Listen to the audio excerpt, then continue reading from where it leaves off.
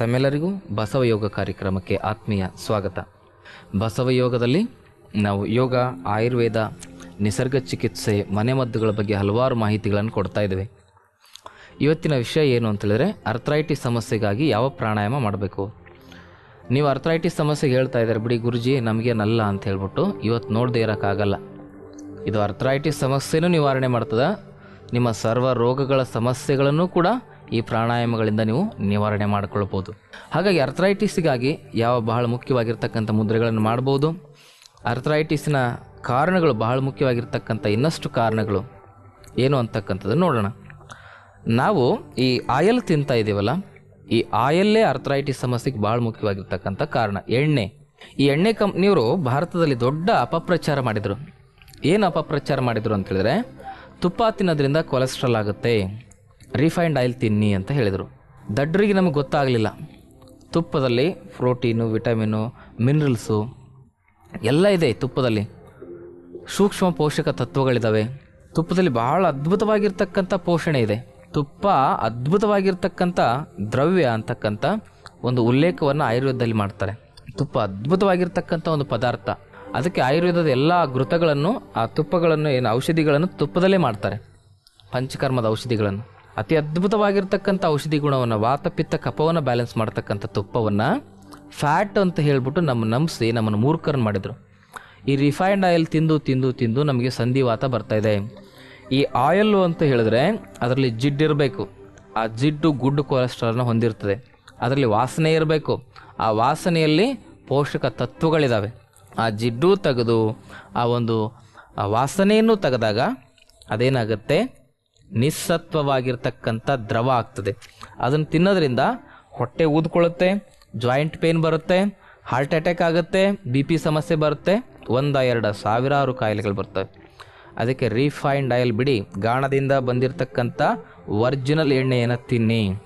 ಇದರಿಂದ ನಿಮ್ಮ ಅರ್ಥ್ರೈಟಿಸ್ ಸಮಸ್ಯೆ ನಿವಾರಣೆ ಆಗ್ತದೆ. ಯಾವತ್ತೂ ಸೋಯಾಬೀನ್ ಎಣ್ಣೆಯನ್ನು ತಿನ್ನಬೇಡಿ. ಸೋಯಾಬೀನನ್ನು ಡೈಜೆಸ್ಟ್ ಮಾಡ್ಕೊಳ್ತಕ್ಕಂಥ ಶಕ್ತಿ ಕೇವಲ ಹಂದಿಗಿದೆ. ಅದಕ್ಕೆ ಯಾವುದೇ ಕಾರಣಕ್ಕೂ ಸೋಯಾಬೀನನ್ನು ತಿನ್ನಬೇಡಿ. ಸೋಯಾಬೀನ್ ಎಣ್ಣೆಯನ್ನು ತಿನ್ನಬೇಡಿ.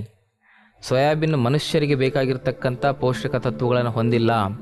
ಅದು ಜಾಸ್ತಿ ಪ್ರೋಟೀನ್ ಇದೆ, ಆದರೆ ಮನುಷ್ಯರು ಡೈಜೆಸ್ಟ್ ಮಾಡ್ಕೊಳ್ಳೋಕ್ಕಾಗಲ್ಲ. ಹಾಗಾಗಿ ಸೋಯಾಬೀನ್ ಪದಾರ್ಥಗಳನ್ನು ಯಾವತ್ತೂ ನೀವು ತಿನ್ನಬಾರ್ದು. ಮತ್ತು ಕರೆದಿರ್ತಕ್ಕಂಥ ಎಣ್ಣೆಯಲ್ಲೇ ಪುನಃ ಪುನಃ ಕರಿತಾರಲ್ಲ, ಅದು ಭಾಳ ಡೇಂಜರಸ್. ಅದನ್ನು ತಿನ್ನೋದ್ರಿಂದನೇ ನಿಮಗೆ ಈ ಥರ ಸಮಸ್ಯೆಗಳು ಬರ್ತವೆ. ಕ್ಯಾನ್ಸರ್ ಕೂಡ ಬರ್ಬೋದು. ಯಾಕಂದರೆ ಕರೆದಿರೋದನ್ನೇ ಪ್ರತಿ ಬಾರಿ ಕರಿಯೋದ್ರಿಂದ ಅದರಲ್ಲಿ ಕಾರ್ಸಿನೋಜೆನಿಕ್ ಆಸಿಡ್ಗಳು ಉತ್ಪತ್ತಿಯಾಗಿರ್ತವೆ. ಅದನ್ನು ತಿನ್ನೋದ್ರಿಂದ ಕ್ಯಾನ್ಸರ್ ಬರ್ತದೆ. ಹೀಗೆ ಎಲ್ಲ ಕಾರಣಗಳು ನಿಮ್ಮ ಅರ್ಥ್ರೈಟಿಸ್ ಸಮಸ್ಯೆಗೆ. ಇದೆಲ್ಲ ಹೊಲಸು ತಿಂದು ತಿಂದು ಇದು ಕೆಮಿಕಲೇಟೆಡ್ ಆಗಿರ್ತಕ್ಕಂಥದ್ದು. ಈ ಸಾಸ್ಗಳನ್ನ ಹಾಕ್ಕೊಂಡು ತಿಂತಾ ಇರ್ತೀರಾ. ಕೆಲವೊಂದಿಷ್ಟೆಲ್ಲ ಟೇಸ್ಟಿಂಗ್ ಪೌಡ್ರೆಲ್ಲ ಹಾಕಿ ನಿಮ್ಮ ಹೊಟ್ಟೆಯನ್ನು ಹಾಳು ಮಾಡ್ಕೊಂಡಿದ್ದೀರ. ಅದರಿಂದ ಏನಾಗ್ತದೆ, ಹೊಟ್ಟೆ ಒಳಗಡೆ ಅಜೀರ್ಣದಿಂದ ರಕ್ತ ದೋಷ ಆಗ್ತದೆ. ರಕ್ತ ದೋಷ ಅಂದರೆ ಕೀವು ತುಂಬಿಕೊಳ್ತದೆ. ರಕ್ತದಲ್ಲಿ ಇಡೀ ಶರೀರದಲ್ಲಿ ಕೀವು ತುಂಬಿಕೊಳ್ತದೆ. ಅದಕ್ಕೆ ಏನಂತ ಕರೀತಾರೆ, ಎರೆಥ್ರೋ ಸೆಡಿಮೆಂಟೇಷನ್ ರೇಟ್ ಅಂತ ಕರೀತಾರೆ. ಅದು ಜಾಸ್ತಿ ಆದಾಗ ಅರ್ಥ್ರೈಟಿಸ್ ಜಾಸ್ತಿ ಆಗ್ತಾನೆ ಹೋಗುತ್ತೆ. ಅದಕ್ಕೆ ಆಹಾರದಲ್ಲಿ ಏನು ತಿನ್ನಬೇಕು, ಬೂದುಗುಂಬಳಕಾಯಿ ಪಲ್ಯ, ಸಿಹಿ ಗುಂಬಳಕಾಯಿ ಪಲ್ಯ. ಮೂರ್ಖರು ನಾವೇನು ಮಾಡ್ತೇವೆ ಅಂದರೆ, ಬೂದುಗುಂಬಳಕಾಯಿ ಮನೆ ಒಳಗಡೆ ಹೊರಗಡೆ ಒಡೆದು ಅದನ್ನು ವೇಸ್ಟ್ ಮಾಡ್ತೇವೆ ಪೂಜೆ ಅಂತ ಹೇಳ್ಬಿಟ್ಟು. ಅದೇನು ಪೂಜೆ ಅನ್ನೋದು? ಅದು ಪೂಜೆ ಅಲ್ಲ. ಅದೇನಂತೇಳಿದರೆ ಅದು ಭಾಳ ನಮ್ಮ ಅಜ್ಞಾನ ಅದು. ಹಾಗಾಗಿ ಆ ಒಂದು ಕೆಟ್ಟ ಕಾರ್ಯಗಳನ್ನು ನಾವು ಮಾಡಬಾರ್ದು. ಯಾವತ್ತೂ ದೇವರು ಕೊಟ್ಟಿರ್ತಕ್ಕಂಥದ್ದನ್ನು ಹಾಳು ಮಾಡಬಾರ್ದು. ದೇವ್ರು ನಮಗೆ ತಿನ್ಲಿಕ್ಕೆ ಕೊಟ್ಟರೆ ಅದನ್ನು ಮನೆ ಮುಂದೆ ಒಡೆದು ಬಿಸಾಕಿದರೆ ಅದರಂಥ ದೊಡ್ಡ ಮೋಸನೇ ಯಾವುದಿಲ್ಲ. ಅದರಂಥ ಪ್ರಕೃತಿಗೆ ಮಾಡ್ತಕ್ಕಂಥ ದ್ರೋಹನೇ ಯಾವುದಿಲ್ಲ. ಪ್ರಕೃತಿಗೆ ನಾವು ದ್ರೋಹ ಮಾಡಿದ್ರೆ ಪ್ರಕೃತಿ ಯಾವತ್ತೂ ನಮ್ಗೆ ಕ್ಷಮಿಸಲ್ಲ. ಅದರಿಂದ ದೇವ್ರು ಪ್ರಸನ್ನ ಆಗಲ್ಲ, ದೇವರು ಶಾಪ ಕೊಡ್ತಾನೆ ನಿಮಗೆ. ಅದಕ್ಕೆ ಆ ಬೂದುಗುಂಬಳಕಾಯಿಯನ್ನು ಮನೆ ಹೊರಗಡೆ ಒಡೆದು ಚೆಲ್ಲಬೇಡಿ. ಅದನ್ನು ಮನೆ ಹೊರಗಡೆ ಒಡೆದಾಗ ಮನೆಯೂ ಕೂಡ ಹೊಡಿತದೆ. ಯಾಕಂದರೆ ಯಾವುದನ್ನು ರೂಢಿ ಮಾಡಿರ್ತಿರಲ್ಲ ನೀವು, ಅದೇ ಆಗ್ತದೆ ಮನೆಯಲ್ಲಿ. ನಿಂಬೆಹಣ್ಣನ್ನು ಗಾಲಿ ಕೆಳಗಡೆ ಬುಡಕ್ಕಿಟ್ಟು ನೀವು ಗಾಡಿನ ಅದ್ರ ಮೇಲೆ ಹತ್ತಿಸ್ಕೊಂಡು ಹೋದಾಗ ಅದು ನಿಂಬೆಹಣ್ಣು ಮೇಲೆ ಹತ್ತದೆ, ಮುಂದೆ ಹೋಗಿ ಮನುಷ್ಯರ ಮೇಲೆ ಹತ್ತದೆ. ಹಾಗೆ ಅದಕ್ಕೆ ರೂಢಿ ಬಿದ್ದಿರ್ತದಲ್ಲ. ಅದಕ್ಕೆ ಈ ಥರದ ಮೂರ್ಖತನದ ಪರಮಾವಧಿ ಕೆಲಸವನ್ನು ನೀವು ಮಾಡಬೇಡಿ. ಆ ನಿಂಬೆಹಣ್ಣನ್ನು ಜ್ಯೂಸ್ ಮಾಡ್ಕೊಂಡು ಕುಡೀರಿ. ನಿಮ್ಮ ಅರ್ಥ್ರೈಟಿಸ್ ವಾಸಿ ಆಗ್ತದೆ, ಜೀರ್ಣಶಕ್ತಿ ಚೆನ್ನಾಗಿರ್ತದೆ. ಗೊತ್ತಾಯ್ತಲ್ಲ, ಅದರ ಸಿಟ್ರಿಕ್ ಆಸಿಡ್ ಇರ್ತದೆ. ಹಾಗಾಗಿ ಈ ಥರದ ಆ ಒಂದು ಅಂಧಾನುಕರಣೆಯನ್ನು ಯಾರು ಹೇಳಿದಾರೋ, ಯಾರು ಹುಟ್ಟಿಸಿದಾರೋ ಗೊತ್ತಿಲ್ಲ. ಶತಮೂರ್ಖರು. ಅದನ್ನು ನಾವು ಮಾಡ್ತಾ ಇರ್ತಕ್ಕಂಥವ್ರು ಮಹಾಮೂರ್ಖರು. ಅದನ್ನೆಲ್ಲ ಬಿಡಬೇಕು. ಬೂದುಗುಂಬಳಕಾಯಿ ಜ್ಯೂಸ್ ಕುಡೀರಿ, ಅರ್ಥ್ರೈಟಿಸ್ ವಾಸಿ ಆಗುತ್ತೆ. ಸೋರೆಕಾಯಿ ಜ್ಯೂಸ್ ಕುಡೀರಿ, ಅರ್ಥ್ರೈಟಿಸ್ ವಾಸಿ ಆಗುತ್ತೆ. ಈ ಗರಿಕೆ ಜ್ಯೂಸ್ ಕುಡೀರಿ, ಅರ್ಥ್ರೈಟಿಸ್ ವಾಸಿ ಆಗುತ್ತೆ. ಜೊತೆಗೆ ನಿಮ್ಮ ಅರ್ಥ್ರೈಟಿಸ್ ಸಂಪೂರ್ಣವಾಗಿ ವಾಸಿ ಆಗಬೇಕು ಅಂತ ಹೇಳಿದ್ರೆ ಪಂಚಕರ್ಮ ಚಿಕಿತ್ಸೆ ತೆಗೆದುಕೊಳ್ಳಿ. ಅತ್ಯಂತ ಕಡಿಮೆ ವೆಚ್ಚದಲ್ಲಿ ನಾವು ಮಾಡ್ತೇವೆ. ಕೇವಲ ಔಷಧಿಗಳ ಖರ್ಚಿನಿಂದ ಆ ಚಿಕಿತ್ಸೆ ಮಾಡ್ತೇವೆ. ಔಷಧಿಗಳ ಖರ್ಚು ಬಿಟ್ಟರೆ ಚಿಕಿತ್ಸೆಗೆ ಯಾವುದೇ ರೀತಿ ಖರ್ಚು ಮಾಡಲ್ಲ. ನಾವು ಟ್ರೀಟ್ಮೆಂಟ್ಗೆ ಯಾವುದೇ ರೀತಿ ಚಾರ್ಜ್ ತಗೊಳ್ಳಲ್ಲ. ಅದು ಹುಬ್ಬಳ್ಳಿಯಲ್ಲೂ ಇದೆ, ಬೆಂಗಳೂರಿನಲ್ಲೂ ಇದೆ. ಹುಬ್ಬಳ್ಳಿಯಲ್ಲಿ ಈಶ್ವರ ನಗರದಲ್ಲಿದೆ, ಬೆಂಗಳೂರಿನಲ್ಲಿ ಟಾಟಾ ನಗರ ಸರ್ಕಲ್ನಲ್ಲಿದೆ. ಈ ಪಂಚಕರ್ಮ ಚಿಕಿತ್ಸೆಯಿಂದ ನಿಮ್ಮ ಅರ್ಥ್ರೈಟಿಸ್ ಸಮಸ್ಯೆ ಬೇರು ಸಮೇತವಾಗಿ ನಿವಾರಣೆ ಆಗೇ ಆಗ್ತದೆ. ಶುಗರು, BP, ಅರ್ಥ್ರೈಟಿಸ್ ಏನೇ ಇರಲಿ 14 ದಿವಸಕ್ಕೆ ಒಂದು ಹಂತಕ್ಕೆ ಬರ್ತದೆ. 500 ಇತ್ತು ಒಬ್ಬನಿಗೆ ಶುಗರು, ಅದು 14 ದಿವಸ ಪಂಚಕರ್ಮ ಚಿಕಿತ್ಸೆಯಲ್ಲಿ 90 ಬಂದಿದೆ. 90 ದಾಖಲೆಗಳಿದಾವೆ ನಮ್ಮ ಹತ್ರ. ಹಾಗಾಗಿ ಎಲ್ಲ ಕಾಯಿಲೆಗಳಿಗೂ ಕೂಡ ಪರಿಪೂರ್ಣವಾಗಿರ್ತಕ್ಕಂಥ ಪರಿಹಾರ ಪಂಚಕರ್ಮ ಚಿಕಿತ್ಸೆ. ಅದನ್ನು ನೀವು ಮಾಡ್ಕೊಳ್ಬೇಕು ಪ್ರತಿ ವರ್ಷ. ಅದು ಬಾಡಿ ಸರ್ವಿಸಿಂಗ್, ಅದು ಗಾಡಿಗೆ ಸರ್ವಿಸ್ ಮಾಡ್ತಿರಲ್ಲ, ಇದು ಬಾಡಿ ಸರ್ವಿಸ್ ಮಾಡ್ತಕ್ಕಂಥದ್ದು. ಹಾಗಾಗಿ ಇದನ್ನು ನೀವು ಮಾಡ್ಕೋಬೇಕು.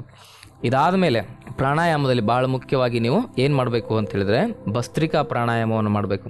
ಇದರಿಂದ ಶ್ವಾಸಕೋಶ ಜಾಗೃತವಾಗ್ತದೆ. ಇದರಿಂದ ಡೈಜೆಷನ್ ಸಮಸ್ಯೆ ನಿವಾರಣೆ ಆಗ್ತದೆ. ಡೈಜೆಷನ್ ಸಮಸ್ಯೆ ನಿವಾರಣೆ ಆದಾಗ ನಿಮ್ಮ ಅರ್ಥ್ರೈಟಿಸ್ ಸಮಸ್ಯೆ ವಾಸಿಯಾಗುತ್ತೆ. ಹಾಗಿದ್ರೆ ಈ ಡೈಜೆಷನ್ ಸಮಸ್ಯೆನ ನಿವಾರಣೆ ಮಾಡ್ಕೊಳ್ಳಿಕ್ಕಾಗಿ ನೀವು ಈ ವಜ್ರಾಸನ ಮಾಡಬೇಕು ಅಂತ ಹೇಳಿದೆ. ಇದೇ ವಜ್ರಾಸನದಲ್ಲಿ ಕೂತ್ಕೊಂಡೇ ಈ ಒಂದು ಭಸ್ತ್ರಿಕಾ ಪ್ರಾಣಾಯಾಮವನ್ನು ನೀವು ಮಾಡಬೇಕು.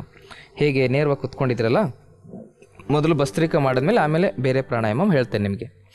ಹೀಗೆ ಕೂತ್ಕೋಬೇಕು. ಮೊದಲು ಪರೀಕ್ಷೆ ಮಾಡ್ಕೊಳ್ಳಿ, ಯಾವುದ್ರಲ್ಲಿ ಹೆಚ್ಚು ಯಾವುದ್ರಲ್ಲಿ ಕಡಿಮೆ ಬರ್ತಾ ಇದೆ ಅಂತ. ಹೆಚ್ಚು ಬರೋದನ್ನು ಮುಚ್ಚಿ, ಕಡಿಮೆ ಬರೋದನ್ನು ಈ ರೀತಿ ಓಪನ್ ಮಾಡಿಕೊಂಡು ಉಸಿರು ತೆಗೆದುಕೊಳ್ತಾ ಕೈ ಮೇಲೆ, ಉಸಿರು ಬಿಡ್ತಾ ಕೆಳಗೆ.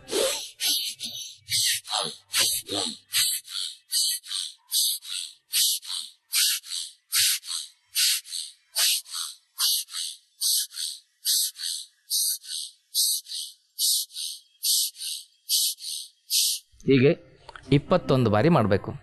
ಇದಾದಮೇಲೆ 2 ಕೈಯಿಂದ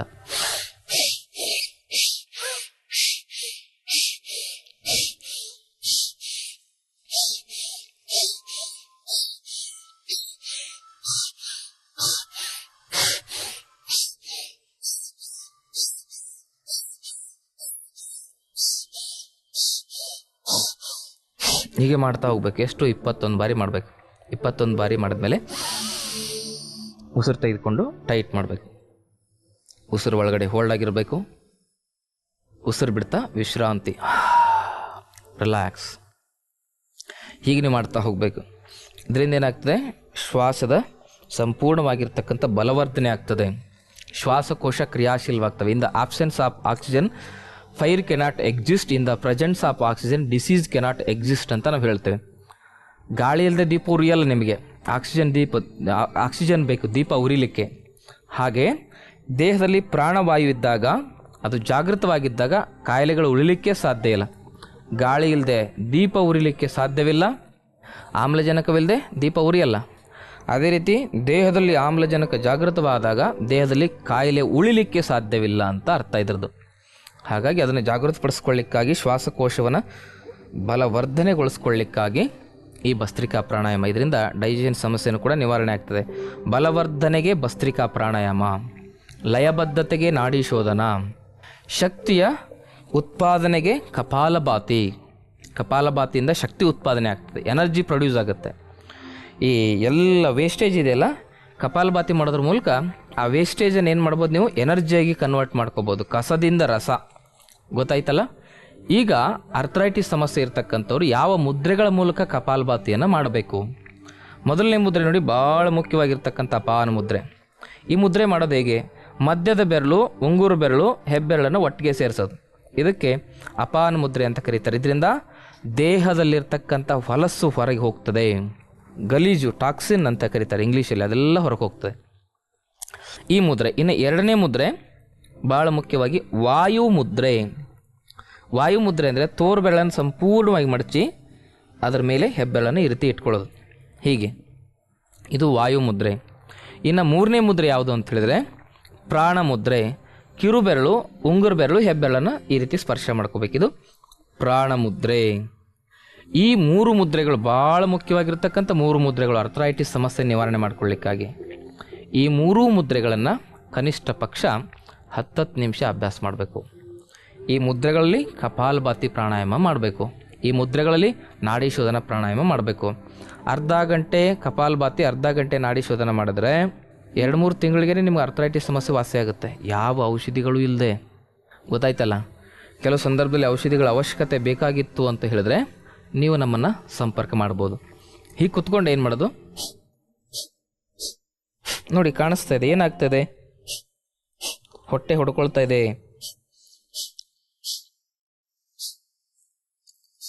ಹೊಟ್ಟೆ ಯಾವುದಕ್ಕೆ ಹೊಡ್ಕೊಳ್ತಾ ಇದೆ? ಒಳಗಿರ್ತಕ್ಕಂಥ ಕೊಬ್ಬಿಗೆ ಹೊಡ್ಕೊಳ್ತಾ ಇದೆ. ಆ ಕೊಬ್ಬು ಏನಾಗ್ತದೆ? ಬೊಬ್ಬಿಟ್ಟು ಹೊರಗೆ ಬರ್ತದೆ. ಕೊಬ್ಬು ಬೊಬ್ಬಿಟ್ಟು ಹೊರ ಹಾಕುವ ಪ್ರಕ್ರಿಯೆಯೇ ಕಪಾಲಭಾತಿ. ಕೊಬ್ಬನ್ನು ಬೊಬ್ಬಿಟ್ಟು ಹೊರ ಹೋಗುವಂತೆ ಮಾಡ್ತದೆ ಇದು ಕಪಾಲಭಾತಿ. ಮೆದುಳನ್ನು ಜಾಗೃತಗೊಳಿಸುತ್ತೆ. ಇದಕ್ಕೆ ಸ್ಕಲ್ ಶೈನ್ ಬ್ರೀದಿಂಗ್ ಅಂತ ಕರೀತಾರೆ. ಕಪಾಲ ಅಂದರೆ ಮೆದುಳು, ಬಾತಿ ಅಂದರೆ ಬೆಳಕು, ಅಂದರೆ ಸ್ಕಲ್ ಶೈನ್ ಬ್ರೀದಿಂಗ್. ಕಣ್ಣು ಮುಚ್ಕೊಂಡು ಪ್ರಸನ್ನ ಚಿತ್ತರಾಗಿ ಮಾಡಿ. ಕಂಟಿನ್ಯೂ ಆಗಿ ಮಾಡ್ತಾ ಇರಿ ಹಾಗೆ.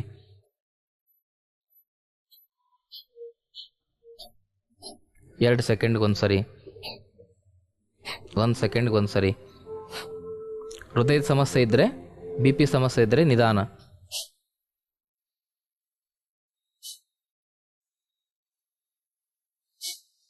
BP ಮತ್ತು ಹೃದಯಕ್ಕೆ ಸಮಸ್ಯೆ ಇಲ್ಲಾಂದರೆ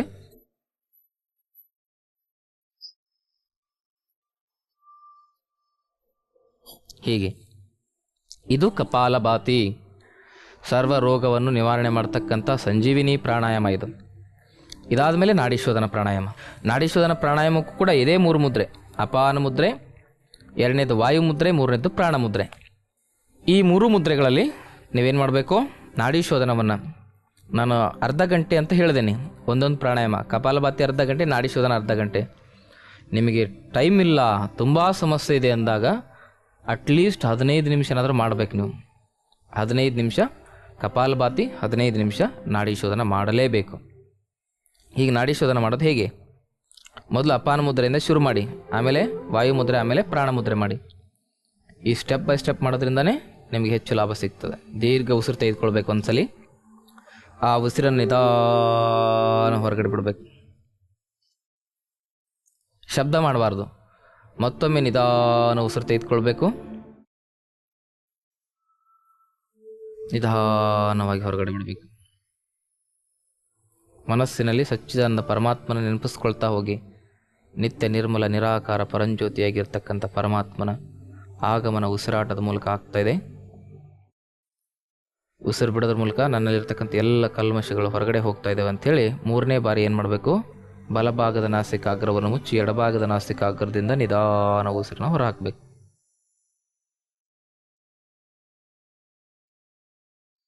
ಈಗ ಎಡಗಡೆನೇ ಉಸಿರು ತೆಗೆದುಕೊಳ್ಬೇಕು.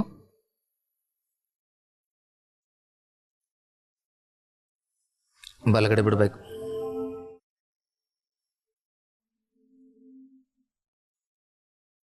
ಮತ್ತೆ ಬಲಗಡೆ ತೆಗೆದುಕೊಳ್ಳಿ. ಎಡಗಡೆ ಬಿಡಿ.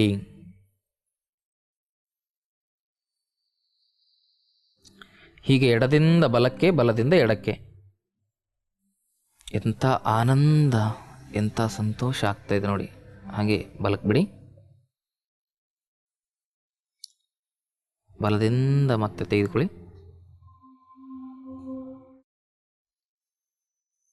ಎಡಗಡೆ ಬಿಡಿ.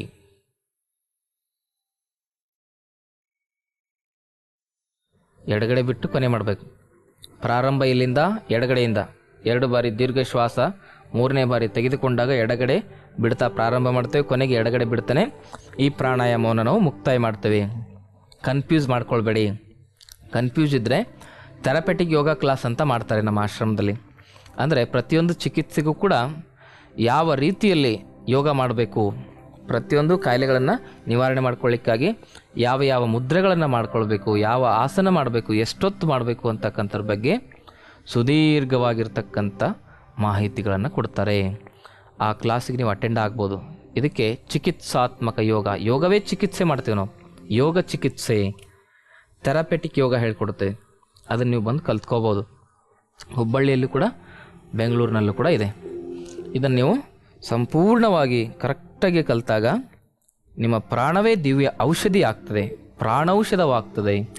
ನಾಡಿ ಶೋಧನದಿಂದ ನರನಾಡಿಗಳಲ್ಲಿ ಚೈತನ್ಯ ಹೆಚ್ಚಾಗಿ ನಿಮ್ಮ ESR ಕಡಿಮೆ ಆಗ್ತದೆ. ನಿಮ್ಮ ಈ ESR ಜೊತೆಗೆ ಬ್ಲಡ್ ಯೂರಿಯಾ ಜಾಸ್ತಿ ಆಗಿರುತ್ತೆ, ಯೂರಿಕ್ ಆಸಿಡ್ ಜಾಸ್ತಿ ಆಗಿರುತ್ತೆ. ಅದರಿಂದ ಗೌಟ್ ಕ್ರಿಯೇಟ್ ಆಗಿರ್ತದೆ ಶರೀರದಲ್ಲಿ, ಗೌಟಿ ಆರ್ಥರೈಟಿಸ್ ಅಂತ ಕರೀತಾರೆ, ಅದು ಕೂಡ ಸರಿ ಆಗ್ತದೆ ನಾಡಿ ಶೋಧನದಿಂದ. ಇದಾದ ಮೇಲೆ ನೆಕ್ಸ್ಟ್ ನೀವೇನು ಮಾಡಬೇಕು ಅಂತ ಹೇಳಿದ್ರೆ ಅಗ್ನಿಸಾರ, ನೌಲಿ. ಅಗ್ನಿಸಾರ ಅಂತ ಹೇಳಿದ್ರೆ ಹೇಗೆ? ಉಸಿರನ್ನ ತೆಗೆದುಕೊಂಡು ಉಸಿರನ್ನ ಸಂಪೂರ್ಣ ಹೊರಗಡೆ ಬಿಟ್ಟು ಹೊಟ್ಟೆಯನ್ನು ಒಳಗೆಳೆದು ಹೊರಗೆ ಬಿಡೋದು, ಒಳಗೆಳೆದು ಹೊರಗೆ ಬಿಡೋದು ಮಾಡಬೇಕು. ಅದನ್ನು ಹೇಗೆ ಮಾಡೋದು ಅಂತಕ್ಕಂಥದ್ದು ನೋಡಿ. ಅಗ್ನಿಸಾರ ಮಾಡೋ ಟೈಮಲ್ಲಿ ಹೊಟ್ಟೆ ಭಾಳ ಮೃದುವಾಗಿರಬೇಕು.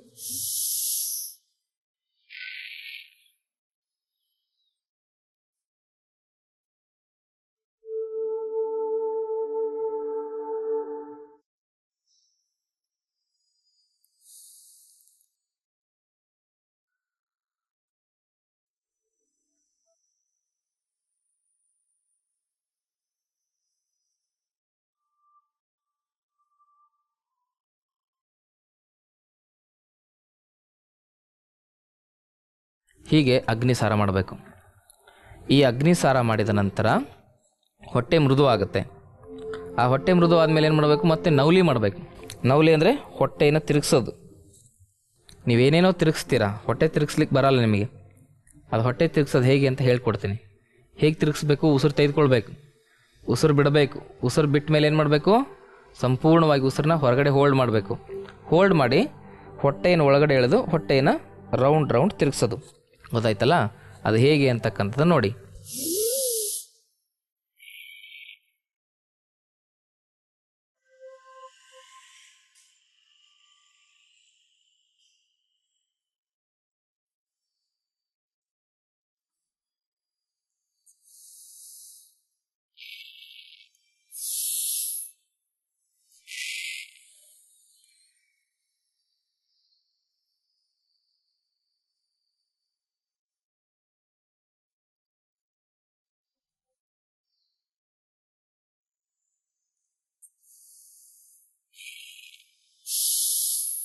ಹೀಗೆ ಈ ನೌಲಿ ಕ್ರಿಯೆಯನ್ನು ಕೂಡ ನೀವು ಮಾಡ್ಬೋದು. ಇದಾದಮೇಲೆ ಬಂಧಗಳು, ಬಂಧನದಿಂದ ಮುಕ್ತ ಮಾಡ್ತಕ್ಕಂಥ ಬಂಧಗಳು ಉಡ್ಯಾನ ಬಂಧ, ಮೂಲ ಬಂಧ, ಜಾಲಂಧರ ಬಂಧ ಅಂತ 3 ಬಂಧಗಳು ಬರ್ತವೆ.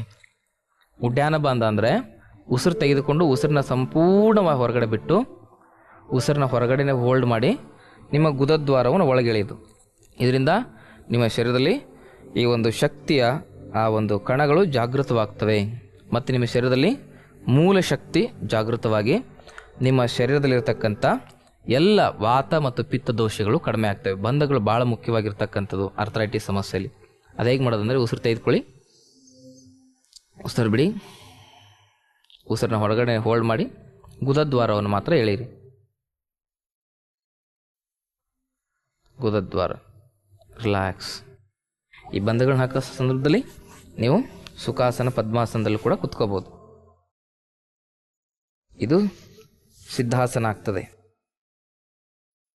ಇದು ಪದ್ಮಾಸನ ಆಗ್ತದೆ, ಇದು ಸುಖಾಸನ ಆಗ್ತದೆ. ನಿಮಗೆ ಯಾವ ಆಸನ ಬೇಕೋ, ಯಾವ ಆಸನದಲ್ಲಿ ನೀವು ಸ್ಥಿರವಾಗಿ ಕುಳಿತುಕೊಳ್ಳಬಲ್ಲಿರೋ ಆ ಆಸನದಲ್ಲಿ ಕುಳಿತುಕೊಳ್ಳಿ. ಇದೇ ಆಸನ ಅಂತ ಕಂಪಲ್ಸರಿ ಏನೂ ಇಲ್ಲ. ಹೀಗೆ ಕೂತ್ಕೊಂಡ್ರೆ ಆರಾಮಾಗಿ ಸುಖಾಸನ ಇದು. ಹೀಗೆ ಒಂದು ಕಾಲನ್ನ ಒಳಗೆ ಹಾಕಿ 2 ಮೊಣಕಾಲಿನಲ್ಲಿ ಸ್ಪರ್ಶ ಆದರೆ ಇದು ಸಿದ್ಧಾಸನ. ಬ್ರಹ್ಮಚಾರಿಗಳೇ ಅತಿ ಅದ್ಭುತವಾಗಿರ್ತಕ್ಕಂಥ ಆಸನ. ಗೊತ್ತಾಯ್ತಾ? ಬ್ರಹ್ಮಚರ್ಯದ ಪಾಲನೆಗೆ ಎಲ್ಲ ಸ್ವಾಮೀಜಿಗಳು ಮಾಡಬೇಕಿದನ್ನು. ಗೊತ್ತಾಯ್ತಲ್ಲ? ಇದಾದ ಮೇಲೆ ಇದು ಪದ್ಮಾಸನ. ಅದನ್ನು ಮಾಡೋದ್ರಿಂದ ಸ್ವಾಮಿತ್ವ ಗಟ್ಟಿಗೊಳ್ತದೆ, ಆ ಒಂದು ಬ್ರಹ್ಮಚಾರ್ಯದ ಶಕ್ತಿ ಜಾಗೃತಗೊಳ್ತದೆ. ಇದು ಪದ್ಮಾಸನ. ಇದು ಧ್ಯಾನಕ್ಕೆ ಭಾಳ ಮುಖ್ಯವಾಗಿರ್ತಕ್ಕಂಥ ಆಸನ. ಇದರಲ್ಲಿ ಕುತ್ಕೊಂಡು ಕೂಡ ನೀವು ಆ ಮೂಲಬಂಧ ಮಾಡ್ಬೋದು. ಹೇಗೆ? ಉಸಿರು ತೆಗೆದುಕೊಂಡು ಉಸಿರು ಬಿಟ್ಟು ಉಸಿರನ್ನ ಹೊರಗಡೆನೆ ಹೋಲ್ಡ್ ಮಾಡಿ ಗುದದ್ವಾರವನ್ನು ಎಳೆಯೋದು.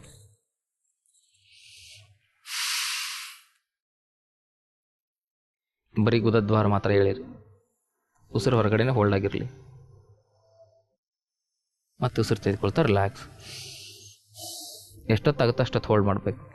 ಇದಾದ ಮೇಲೆ ಉಡ್ಯಾನ ಬಂಧ.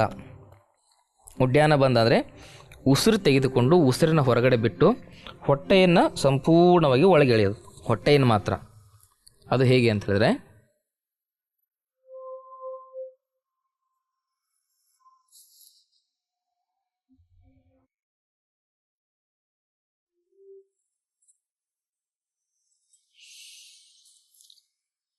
ನೋಡಿ, ಇಷ್ಟು ಇರ್ತಕ್ಕಂಥ ಹೊಟ್ಟೆ ಒಳಗೆ ಹೋದಾಗ ಏನೂ ಕಾಣಿಸಲ್ಲ ಈ ಹೊಟ್ಟೆ.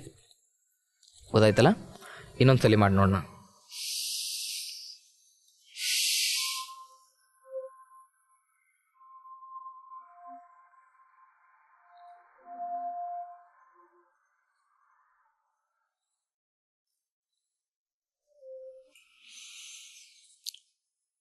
ಇದು ಮೆತ್ತಗಿದ್ರೆ ಮಾತ್ರ ಬರ್ತದೆ, ಹೊಟ್ಟೆ ಹಾರ್ಡ್ ಆಗಿರಬಾರ್ದು.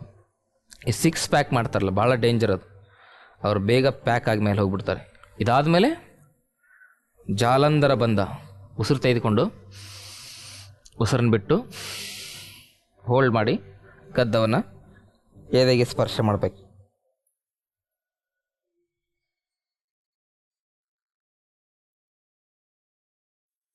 ಉಸಿರು ತೆಗೆದುಕೊಳ್ತಾ ವಾಪಸ್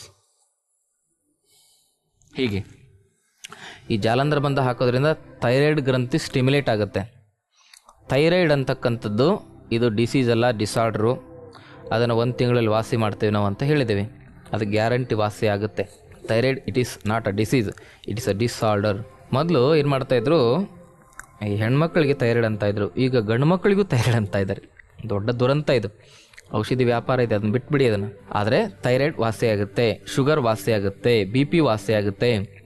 ಹಾರ್ಟಿಗೆ ಆಪ್ರೇಷನ್ ಮಾಡಬೇಕು ಅಂತ ಹೇಳಿರ್ತಾರೆ, ಅವ್ರನ್ನ ಕರ್ಕೊಂಡು ಬನ್ನಿ, 15-20 ದಿವಸದಲ್ಲಿ ಅವ್ರ ಹಾರ್ಟಲ್ಲಿರ್ತಕ್ಕಂಥ ಬ್ಲಾಕೇಜನ್ನು ನಾವು ತೆಗಿತೇವೆ. ಅದೇ ಡಾಕ್ಟರ್ ಹತ್ರ ವಾಪಸ್ ತೋರಿಸಿ ಅವರೇ ಹೇಳ್ತಾರೆ ನಿಮಗೆ ಆಪ್ರೇಷನ್ ಅವಶ್ಯಕತೆ ಇಲ್ಲ ಅಂತ. ಹಾಗೆ ಆ ರೀತಿಯ ಔಷಧಿಗಳು ನಮ್ಮ ಪಾರಂಪರಿಕವಾಗಿರ್ತಕ್ಕಂಥ ವೈದ್ಯ ಪದ್ಧತಿಯಲ್ಲಿದ್ದಾವೆ. ಅದನ್ನು ನಾವು ಕಂಡುಹಿಡಿದಿಲ್ಲ, ಹಿಂದೆ ಕಂಡುಹಿಡಿದೋಗಿದ್ದಾರೆ. ಅದನ್ನು ನಾವು ರೀಟೇಕ್ ಮಾಡ್ತಾಯಿದ್ದೇವೆ ಅಷ್ಟೇ, ಮತ್ತು ರೀಇನ್ವೆನ್ಷನ್ ಮಾಡ್ತಾಯಿದ್ದೀವಿ. ಅದರಲ್ಲಿ ನಾವೊಂದಿಷ್ಟು ಅನುಭೂತ ವಿಷಯಗಳನ್ನು ನಾವು ಜಾಗೃತಪಡಿಸ್ಕೊಂಡು ಅನುಭೂತ ಔಷಧಿಗಳಂತ ಮಾಡಿದ್ದೇವೆ. ಅಂದರೆ ನಾವೇ ಕಂಡುಕೊಂಡಿರ್ತಕ್ಕಂಥ ಕೆಲವೊಂದಿಷ್ಟು ಅವನ್ನೇ ನಾವು ಒಂದರಲ್ಲಿ ಇನ್ನೊಂದು ಬೆರೆಸಿ ಅದನ್ನು ಚೇಂಜ್ ಮಾಡ್ತಾ ಅದರ ಒಂದು ಗುಣಧರ್ಮವನ್ನು ಮತ್ತಿಷ್ಟು ಜಾಗೃತಪಡಿಸ್ತಕ್ಕಂಥ ಒಂದು ಶಕ್ತಿಯನ್ನು ತುಂಬತಕ್ಕಂಥ ಔಷಧಿಗಳನ್ನು ರೆಡಿ ಮಾಡಿದ್ದೇವೆ. ಹಾಗಾಗಿ ಅದನ್ನು ಕೂಡ ನೀವು ತೆಗೆದುಕೊಳ್ಬೋದು. ಎಷ್ಟು ಬಂದಾಯಿತು? ಮೂಲ ಬಂದಾಯಿತು, ಉಡ್ಯಾನ ಬಂದಾಯಿತು, ಜಾಲಂಧರ ಬಂದಾಯಿತು. ಈ 3 ಬಂಧಗಳನ್ನು ಹಾಕೋದ್ರಿಂದ ನಿಮ್ಮ ಜೀವನದಲ್ಲಿ ಬಂಧನಗಳೇ ಇರಲ್ಲ ನಿಮಗೆ. ಈ 3 ಬಂಧಗಳನ್ನು ಒಟ್ಟಿಗೆ ಸೇರಿಸಿ ಹಾಕಿದರೆ ಇದಕ್ಕೆ ಮಹಾಬಂಧ ಅಂತ ಕರೀತಾರೆ. ಅದನ್ನು ಹೇಗೆ ಹಾಕೋದು? ಮೊದಲು ಗುದದ್ವಾರ ಎಳೀರಿ, ಆಮೇಲೆ ಹೊಟ್ಟೆ ಎಳೀರಿ, ಆಮೇಲೆ ಕತ್ತನ್ನು ನಿಮ್ಮ ಗದ್ದವನ್ನು ಎದೆಗೆ ಸ್ಪರ್ಶ ಮಾಡಿ. ಈ 3 ಸೇರಿಸಿ ಒಟ್ಟಿಗೆ ಹಾಕಬೇಕು, ಕೆಳಗಿಂದ ಬರಬೇಕು.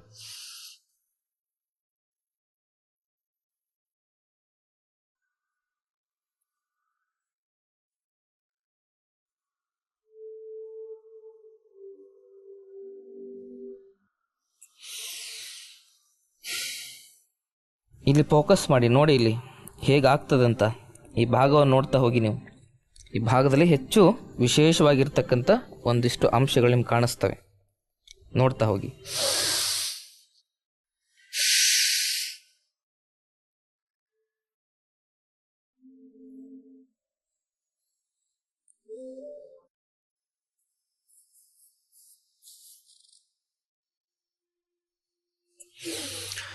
ಇದು ಮಹಾಬಂಧ. ಈ ಬಂಧ ಹಾಕೋದ್ರಿಂದ ಏನಾಗ್ತದೆ, ಉದರದಲ್ಲಿರ್ತಕ್ಕಂಥ ಸೂಕ್ಷ್ಮಾತಿ ಸೂಕ್ಷ್ಮ ಕಾರ್ಯಗಳು ಕೂಡ ಜಾಗೃತವಾಗ್ತವೆ. ಅಲ್ಲಿ ಜೀವ ರಾಸಾಯನಿಕ ಕ್ರಿಯೆಗಳು ನಡೀತಾ ಇರ್ತವೆ ನಮ್ಮ ಹೊಟ್ಟೆ ಭಾಗದಲ್ಲಿ, ಅವೆಲ್ಲ ಆ್ಯಕ್ಟಿವೇಟ್ ಆಗ್ತವೆ. ಸುಮಾರು ಜನ ಎಲ್ಲ ತಿಂತಾರೆ, ಬಾದಾಮು ತಿಂತಾರೆ, ಗೋಡಂಬಿ ತಿಂತಾರೆ, ಎಲ್ಲ ಡ್ರೈ ಫ್ರೂಟ್ಸ್ ತಿಂತಾರೆ, ಎಲ್ಲ ಫ್ರೂಟ್ಸ್ ತಿಂತಾರೆ, ರಿಚ್ ಫುಡ್ ತಿಂತಾರೆ. ಆದರೆ ರಿಚ್ ವೈಟಲ್ ಎನರ್ಜಿ ಇರಲ್ಲ, ರಿಚ್ ಇಮ್ಯುನಿಟಿ ಪವರ್ ಇರಲ್ಲ, ರಿಚ್ ಪೋಷಕ ತತ್ವಗಳ ಶರೀರದಲ್ಲಿ ಇರಲ್ಲ. ಅಷ್ಟೆಲ್ಲ ತಿಂದರೂ ಕ್ಯಾಲ್ಸಿಯಂ ಇರಲ್ಲ, ಅಷ್ಟೆಲ್ಲ ತಿಂದರೂ ಹಿಮೋಗ್ಲೋಬಿನ್ ಇರಲ್ಲ. ಯಾಕೆ ಇರಲ್ಲ? ಇಲ್ಲಿ ಅಬ್ಸರ್ವೇಷನ್ ಇರಲ್ಲ. ಅದಕ್ಕೆ ಈ ಬಂಧಗಳನ್ನು ಹಾಕೋದ್ರಿಂದ ಅಬ್ಸರ್ವೇಷನ್ ಜಾಸ್ತಿ ಆಗುತ್ತೆ. ಆವಾಗೇನಾಗುತ್ತೆ, ಕ್ಯಾಲ್ಸಿಯಂ ಸಪ್ಲಿಮೆಂಟ್ ನ್ಯಾಚುರಲ್ ಆಗಿ ಸಿಗ್ತದೆ. ಈ ಕ್ಯಾಲ್ಸಿಯಂಗೆ ಈ ಅರ್ಥರೈಟಿಸ್ ಸಮಸ್ಯೆ ಇರ್ತಕ್ಕಂಥವ್ರಿಗೆ ಔಷಧಿ ಕೊಡ್ತಾರೆ. ಆ ಕ್ಯಾಲ್ಸಿಯಂ ಔಷಧಿನ ತೆಗೆದುಕೊಳ್ಳೋದ್ರಿಂದ ನಿಮಗೆ heart attack guarantee heart attack. ಯಾಕಂದರೆ ಅದು ಕ್ಯಾಲ್ಸಿಯಂ ಸಪ್ಲಿಮೆಂಟ್ ಏನು ಮಾಡ್ತದೆ, ನಮ್ಮ ಕಾರ್ನರಿ ಆರ್ಟರೀಸನ್ನು ಬ್ಲಾಕ್ ಮಾಡ್ತದೆ ಹೋಗಿ. ಯಾರಿಗೆ ಕ್ಯಾಲ್ಸಿಯಂ ಸಪ್ಲಿಮೆಂಟ್ ತೆಗೆದುಕೊಳ್ತಾ ಇದ್ದೀರಾ ಅವ್ರಿಗೆ ಹಾರ್ಟ್ ಅಟ್ಯಾಕು, BP ಗ್ಯಾರಂಟಿ ಬರ್ತದೆ. ಅದನ್ನು ಬಿಟ್ಬಿಡಿ. ನೀವು ಕ್ಯಾಲ್ಸಿಯಂ ಸಪ್ಲಿಮೆಂಟನ್ನು ಹೊಟ್ಟೆಯಲ್ಲೇ ಅಬ್ಸರ್ವ್ ಮಾಡ್ತಕ್ಕಂಥ ಒಂದು ಶಕ್ತಿಯನ್ನು ಜಾಗೃತಪಡಿಸ್ಕೊಳ್ಳಿಕ್ಕಾಗಿ ಬಂಧಗಳನ್ನು ಹಾಕ್ಕೊಳ್ಳಿ. ಮೂಲ ಬಂಧ, ಉಡ್ಯಾಣ ಬಂಧ, ಜಾಲಂಧರ ಬಂಧ ಇದೇನು ಮಾಡ್ತದೆ, ಅಬ್ಸರ್ವೇಷನನ್ನು ಇನ್ಕ್ರೀಸ್ ಮಾಡ್ತದೆ. ಕರುಳುಗಳಲ್ಲಿ ನಮ್ಮ ಕರಳುಗಳು ಮೇನ್ ನಮ್ಮ ಎಲ್ಲ ಸೂಕ್ಷ್ಮ ಪೋಷಕ ತತ್ವಗಳನ್ನು ಅಬ್ಸರ್ವ್ ಮಾಡ್ತಾ ಇರ್ತವೆ ಇಂಟ್ರೆಸ್ಟೈನ್. ಅದರಲ್ಲಿ ಈ ಶಕ್ತಿಯನ್ನು ತುಂಬತಕ್ಕಂಥ ಕೆಲಸವನ್ನು, ಆ ಕರಳುಗಳನ್ನು ಮತ್ತೆ ಜಾಗೃತಪಡಿಸ್ತಕ್ಕಂಥ ಕೆಲಸವನ್ನು ಈ ಬಂಧಗಳು ಮಾಡ್ತವೆ. ಇದನ್ನು ನೀವು ಹೆಚ್ಚು ಮಾಡ್ತಾ ಹೋಗಿ. ಹಾಗೆ ನ್ಯಾಚುರಲ್ ಆಗಿ ಕ್ಯಾಲ್ಸಿಯಂ ಬೇಕಂದರೆ ಸುಣ್ಣ ತಿನ್ನಿ. ಸುಣ್ಣ ಹೆಂಗೆ ತಿನ್ನಿ? ಮೆತ್ತಗಿರ್ತಕ್ಕಂಥ ಸುಣ್ಣನ ಮಜ್ಜಿಗೆಗೆ ಮಿಕ್ಸ್ ಮಾಡಿಕೊಂಡು 1 ಗ್ರಾಮ್, 1 ಗೋಧಿ ಕಾಳಷ್ಟು ಮಿಕ್ಸ್ ಮಾಡ್ಕೊಂಡು ಕುಡೀರಿ. ಇಲ್ಲಾಂದರೆ ನಮ್ಮ ಹತ್ರ ಅಸ್ಥಿ ಅಮೃತ ಮಾತ್ರೆ ಅಂತ ಇದ್ದಾವೆ, ವನಮೂಲಿಕೆಗಳಿಂದ ರೆಡಿ ಮಾಡಿರ್ತಕ್ಕಂಥದ್ದು. ಅವನ್ನ ತೆಗೆದುಕೊಂಡ್ರೆ ನಿಮಗೆ ಎಲ್ಲ ಕ್ಯಾಲ್ಸಿಯಂ ಸಮಸ್ಯೆನೂ ಕೂಡ ನಿವಾರಣೆ ಆಗ್ತದೆ. ಅಸ್ಥಿ ಅಮೃತ ಅದನ್ನು ತೆಗೆದುಕೊಳ್ಳಿ. ಒಟ್ಟಿನಲ್ಲಿ ಅರ್ಥರೈಟಿಸ್ ಇದು ಕಾಯಿಲೆ ಅಲ್ಲ, ಇದೊಂದು auto immune disease. Auto immune ಡಿಸೀಸ್ಗೆ ಅವ್ರ ಹತ್ರ ಔಷಧಿ ಇಲ್ಲ. ಆ ಕಾಯಿಲೆಯನ್ನು, ಯಾವುದೇ ಆಟೋ ಇಮ್ಯೂನ್ ಡಿಸೀಸನ್ನು ಬೇರು ಸಮೇತವಾಗಿ ವಾಸಿ ಮಾಡ್ಕೊಳ್ಬೇಕಂದ್ರೆ ನೀವು ಯೋಗ ಮತ್ತು ಆಯುರ್ವೇದಕ್ಕೆ ಮೊರೆ ಹೋಗಲೇಬೇಕು ಅಂತಕ್ಕಂಥ ಮಾತನ್ನು ಹೇಳ್ತಾ